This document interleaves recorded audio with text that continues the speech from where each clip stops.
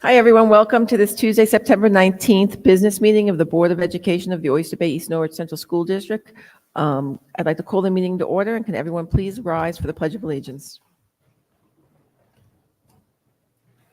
Pledge of allegiance to the flag of the United States of America and to the republic for which it stands, one nation, under God, indivisible, with liberty and justice for all. Okay. Correspondence, Ms. Windhausen. We have an email on 8/23 from Kristen Smuckler regarding varsity cheer. On 9/6 from Lindsay Schechner, concerns at Vernon's first day of school. On 9/7, Monica Altamirano, shortened Vernon recess and MTSS. And on 9/8 from Meg Blank, Vernon shuttle bus. Thank you. Okay, I'd like to move on to the superintendent's report. Thank you, Ms. Kowalski. Good evening, everybody. So it's hard to believe that September is almost over. It's been going really fast. We had a pep rally, we had our homecoming, and everybody had a great time. And the traditional lip sync traditional event, which was nice, and the seniors were the winners. So great job on everybody. I know that it takes a lot of work, and Principal Argument and Mr. Bramoff and everybody, the custodial crew, the ground crew. So a big thank to everybody. And the construction didn't interfere too much with the football game. I think everybody had a good time, and we also won the game, which was great. Little bit of a construction update. We're moving forward. We are on time. Today and yesterday and this last couple of days, we've been putting the final touch on the front entrance. The stone, they came, so they're being installed, so that should be quickly done. We have an amazing group of students. They adjust to anything that we do, so it's quite impressive. We open the door on the side, we move the scanner, and they just go along. It's truly, I'm truly fortunate to have the kind of student body and population that we have, a community that we have. So thank you for the patience. Last time we had a board meeting, I had received a suggestion from a community member and asked about the fact that there is so much construction going on, but the community sometimes is not aware because it's either the board meeting. If you're not attending a board meeting, you don't know that it's on the website. So great suggestions. So what we have decided to do together with my team, we are every 2 weeks, we are sending notification home with capital project updates. So if you cannot attend the board meeting or you cannot go on the website, then you receive the notification with the picture and say, hey, did you know that the front entrance was completed? Did you know that the terrazza was completed? So that would help. So thank you so much on that end for bringing that suggestion to us. The other project that I'm very excited to share, it's not completely done, we're just missing the sign, is the alumni wall. So a few months ago, we received a question about some of the class pictures, since we have class pictures since 1934. Class pictures that were posted on the wall, and some of the years were missing. So we, together with the administrative team, with Principal Argument, Chris Weber, the librarian, Scott Boris, Erica G. Yopak, the Director of Fine and Performing Arts, and the entire custodial crew, we have put together pretty much all the yearbooks. We scanned them all. We find them all from 1934 to today. And I have to tell you, it was, excuse me, it was quite impressive to see the kids being excited about that project. And I have to tell you that there is no other school where this could happen, where you have students from 7th grade to 12th grade being respectful that's to us, it's like a museum. To have a document from 1934 and having the students look at their grandparents, their parents, and being so respectful is quite remarkable. And I'm always impressed, but every time you see something like that, it's just another indication of the great community and the great students that we have.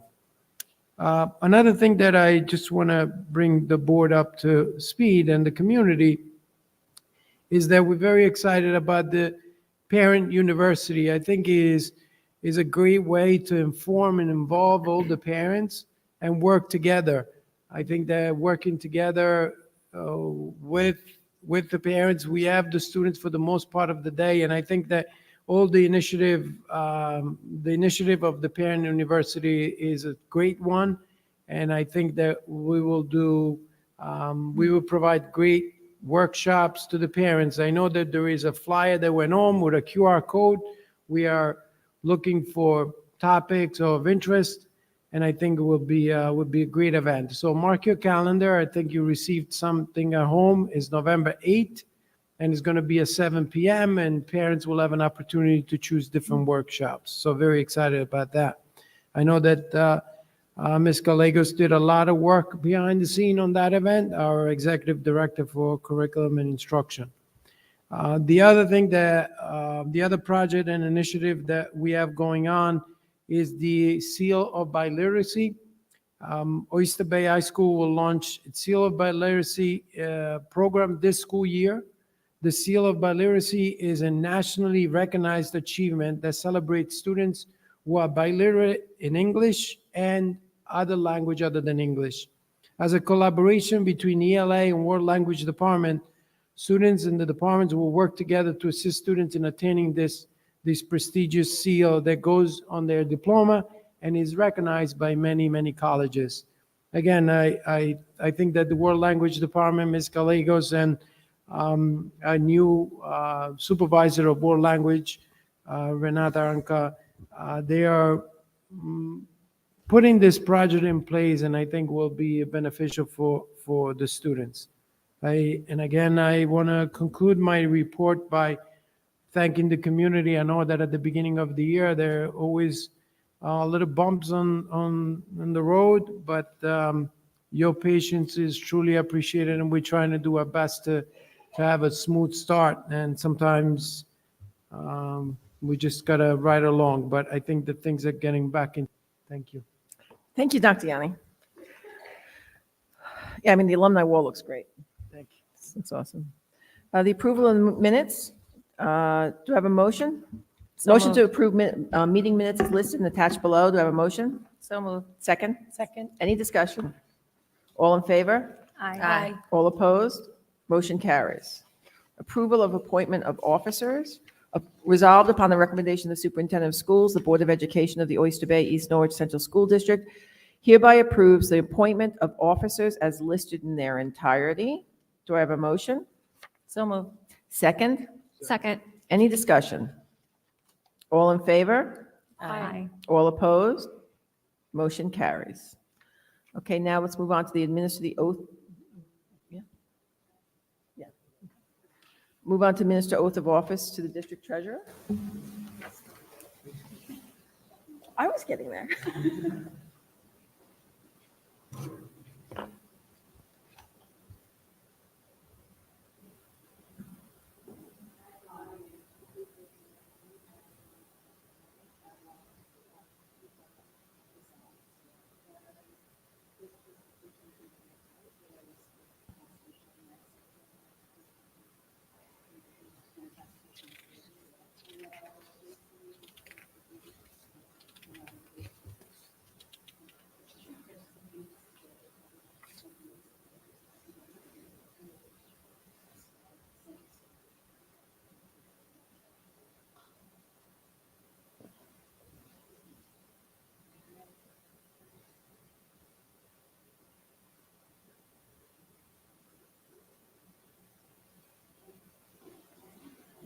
Congratulations. Thank you.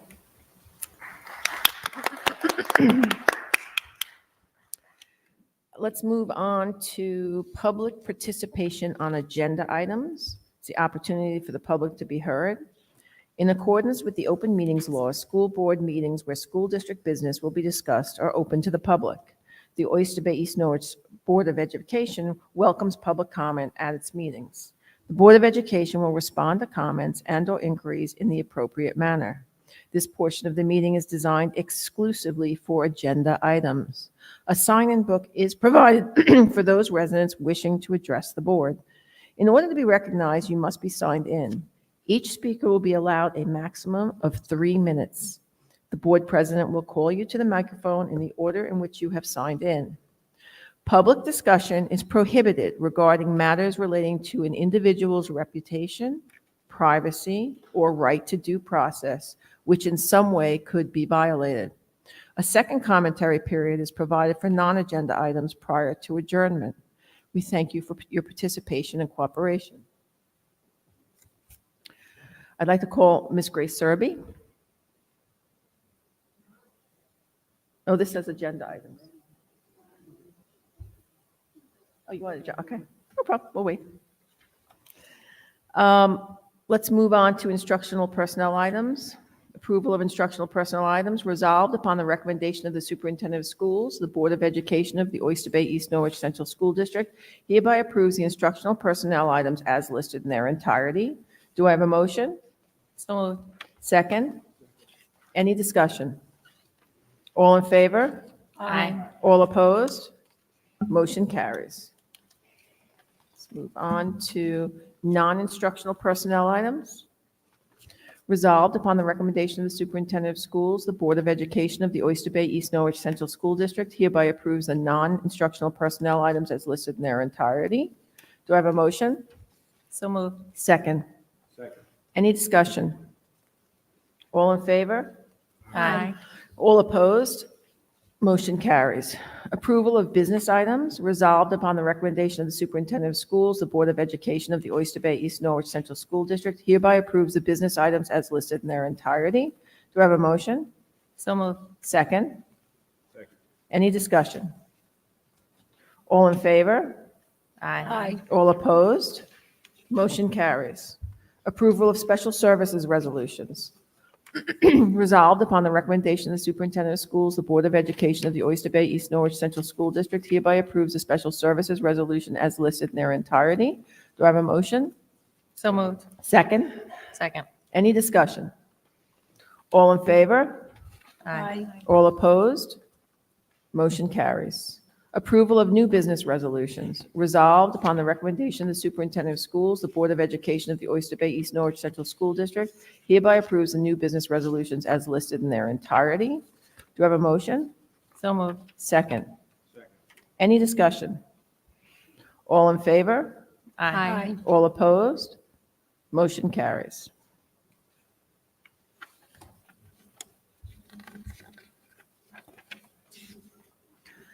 Now we can move on to public participation on non-agenda items. And Ms. Surrey? Yes, you too. Yes. It's okay, you can hold it.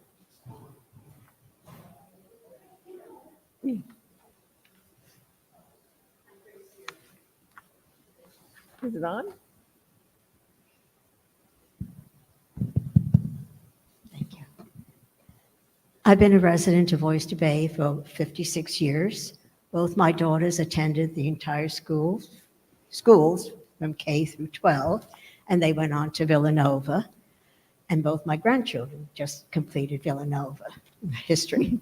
I'm also a former school board member from the 80s, and I'm so glad to see the pictures in the hallway. I'll have to look for my daughters. One was 1983, my younger daughter 1987. So what a great fate was done. Most of you don't know me. I've always been kind of vocal about the budget because I'm a conservative. And I sent an email to the board just before the vote. Okay. Just so you have your papers. Okay, thank you. Thank you. And I was really very upset about a $2 million increase in 1 year, especially when the enrollment went down from 1,500 to 1,300 students. I just feel that something has to be done. I'm not against education. My daughters received a great education here. My concern is the older community members, as I am, who are on fixed income. We know the economy is bad. Food pantries are on the increase. People need more food. Gasoline is high, et cetera, et cetera. We all know the conditions. So I'm wondering what justification that the board approved a $2 million increase. Usually it's $1 million. When we were on the board, there are a couple of, I'll just keep speaking if you don't mind, and just a few questions that I'll ask that I don't expect the answers tonight, such as, what was the balance June 30th of this past year? What we used to do, suppose we had $1 million surplus, we would take $500,000 and put it towards, we would appropriate it towards the upcoming budget. So it would reduce that budget. So the budget increase wouldn't be that much. I'd like to know right now, not now, but June 30th, what was the fund balance so that you can apply some of it towards the upcoming budget. Now, are we overstaffed? I don't know the answer to this. My other question is, do we have enough students to fence a football team? Should we consolidate some of our sports with other schools just so we can keep teams going? I was shocked to learn there were only 85 graduates this year. That is a shocking number. Again, for all this money, what are we doing? Locust Valley had 179 graduates. So I'm wondering how we can cut costs. One question I'm asking, I'd like an answer, not tonight. What percentage do the teachers and staff contribute towards their health care coverage? I don't know, it's 20% or whatever, but that's something we might want to look into. A couple other things. Also, reserve fund balances. I think there's a limitation. I don't know. I haven't taken the time. I used to go to the library and look at the auditor's report. What are reserve funds? And another misnomer, when you put up propositions, you always say no additional cost to the taxpayer. That's a misnomer because these funds were left over. The budget was approved. These funds were in a balance and put into a reserve account. So we've already paid for those reserve funds. People don't understand all the nitty-gritty. And then I know parents want everything for their students, which is only right. But we have to look at the overall picture of the community. And I think parents get intimidated by the word contingency budget because they feel, well, the students are going to miss.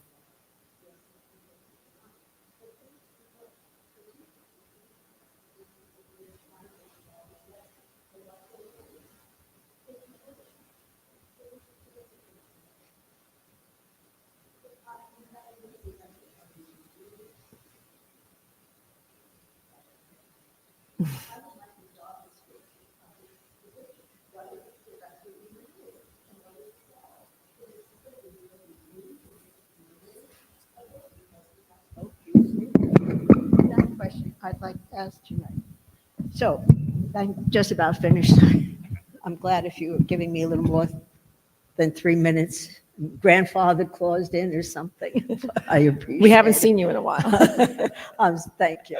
I'm almost finished. Okay. But these are just, as you can tell, I've been always kind of vocal, but having been on the school board, and I do know numbers, I think most of you know that. I like my background. So I think the school is great, but I think somehow you have to cut costs a little bit, perhaps overhead. Well, all right, now we have this new turf field, which looks wonderful. So is our maintenance less? Did you reduce the custodial staff since they don't have to mow? These are areas that have to be looked into. How do we cost cut without hurting the students? That's my concern. So I think that's about it. One other minor thing. I know you might not like this, but is there any way that on the night of the budget vote, we keep putting in a concert, an art show, And that's a ploy, I know, to get the parents out to vote. But it deters people coming home from work who see so many cars and they can't park. So this was done, maybe about 12 years ago, because there was such a terrible nastiness in the community with things like that. So I don't think it's necessary to continue that. Have it the night before or something.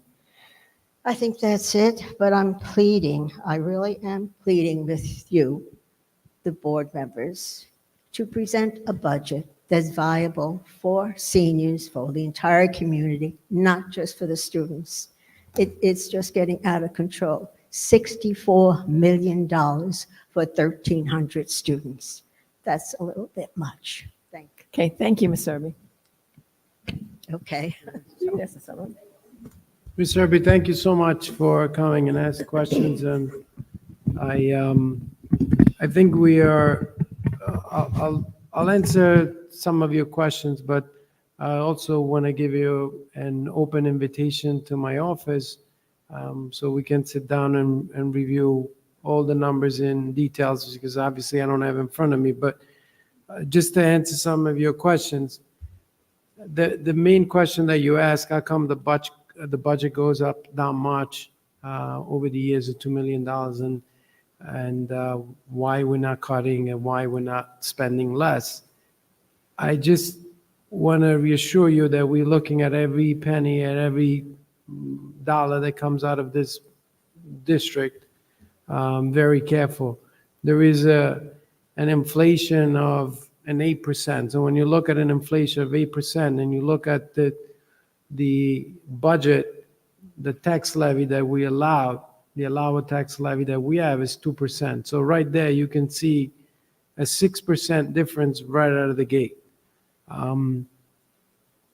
I think you're very fortunate you came at this meeting, because at the next meeting, I believe not the following meeting, 2 meetings from now, we will have an entire report from our auditors, and they will go in details about the fund balance and the reserves and all of that.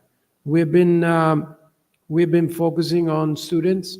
So when you look at some of to answer some of the questions that you had, what is the Director of Humanities doing?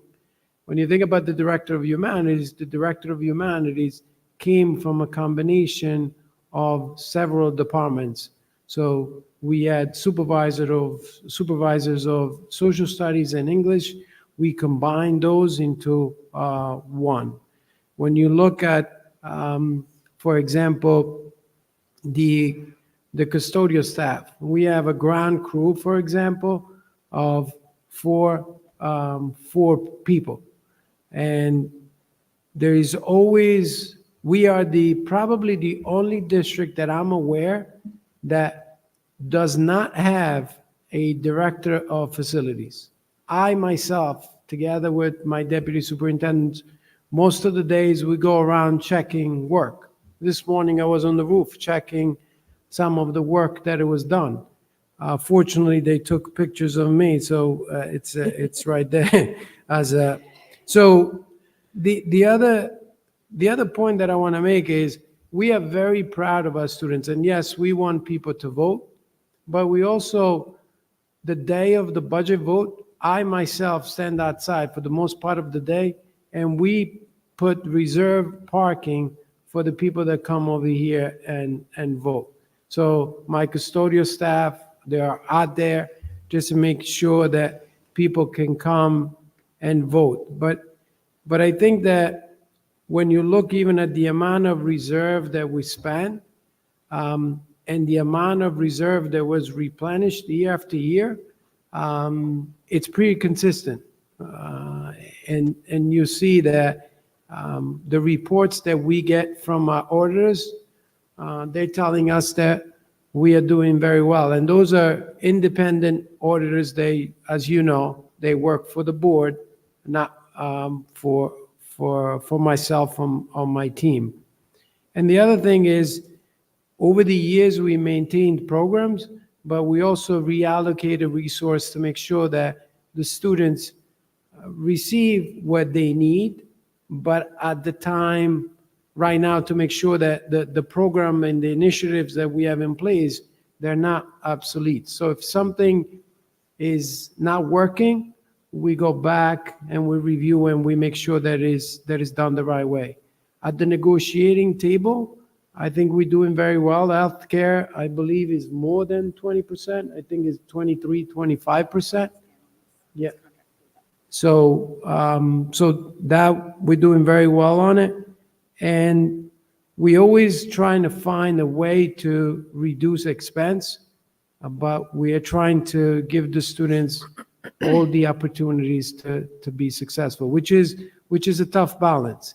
And I'm sure, I don't remember when you were on the board, but when you were on the board, I'm not sure if you had the 2% tax cap, which is kind of a very, very difficult burden to deal with, because you have inflation going up at a certain rate. So this year was around 8%, and you are only allowed to raise up to 2%. We're trying to be very transparent in terms of talking about additional costs. I don't think we say additional costs. We say there's the cost is 2%. If the increase is the increase. But I think that the delta of 6%, it's quite a lot when you're dealing with a budget that has been, that is into the millions. I hope I answered some of your questions, but you can call my office anytime. I will sit down with you and with my deputy superintendent. She knows a lot more than I do in terms of numbers. And I think you would be satisfied as a community, as a taxpayers, of how we handling your money. When I was on board, we had a minimum class size of 12. Is that still in effect? Because some classes, my daughter was in honors freshman, they were 8. So the, That's areas where they should look, you should look at this. We can accommodate 8 students in one class, students can find honors freshman, the regular freshman. And one thing, but are we changing the front door entrance or just the front area? Is the front entrance still going to be existing? the front, everything is in place. We are just the entrance on the other side. We put the name of the school on top so people know where we are. Well, which entrance will the front entrance still The- be live? Yes, it is used, but a lot of students in the bus, they drop on the McCoon's lane. And we do look at the balance of classes, but in the school, when you have 700 students, 7 to 12, we want to provide students with tremendous opportunities in terms of AP courses. And so sometimes you have AP courses that cannot be combined. If you take AP Chem and AP Calc, you need to have sometimes a number that is at 12 or maybe lower. But that's something that we update in the board every the beginning of every year with a list of classes that are below a certain number with an explanation for each course. Why is the graduation only 85 students? It's not. The graduation graduation this was year was 100. No. No. That's why I think you should come to my office. I give you the real information. I'm looking forward to that. I just wanted to clarify. I was going to say the graduation, last year was 100, this year it's supposed to be 111. And then you said it went from 1,500 to 1,300. Last year we were 1,394, and this year we're 1,386. So that's just a difference of 8 people. 1,394, and then we're 1,386 this year.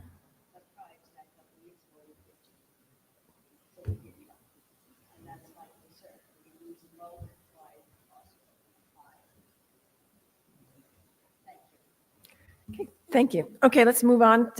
That's the end. Let's, a motion to adjourn the meeting. So moved. Second? Thank you, everyone. Thank you.